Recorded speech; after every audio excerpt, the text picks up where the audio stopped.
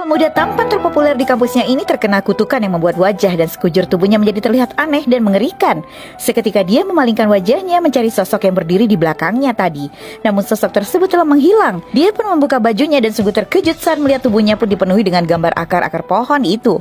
Sebelumnya, hari itu hampir seluruh mahasiswa di kampusnya berkerumun melihat dirinya di atas podium tersebut, di mana dengan percaya diri dia berkata jika para mahasiswa itu dapat memilihnya sebagai presiden Komite Hijau. Tapi bukan karena komitmennya dengan lingkungan, karena dia tak memiliki itu. Namun mereka harus memilih dirinya karena selain dia tampan, populer, kaya, dia juga memiliki seorang ayah yang terkenal. Seketika tepukan dan sorak-sorai pun ditujukan padanya.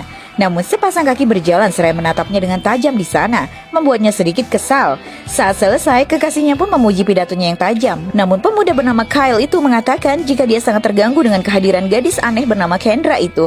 Sahabatnya berkata jika sebaiknya dia menghindari gadis tersebut.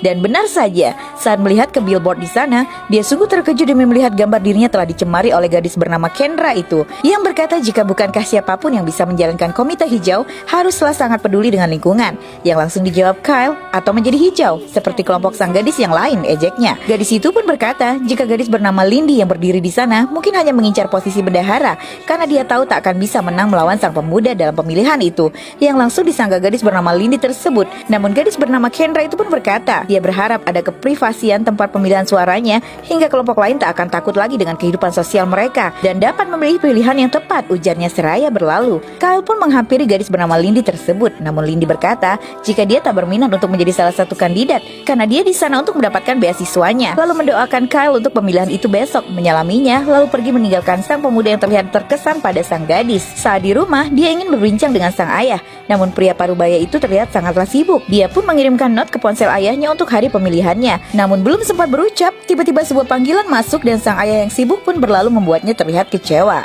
Sang asisten rumah tangga mengajaknya bicara dan bercerita tentang anak-anaknya yang tinggal jauh bersama suaminya.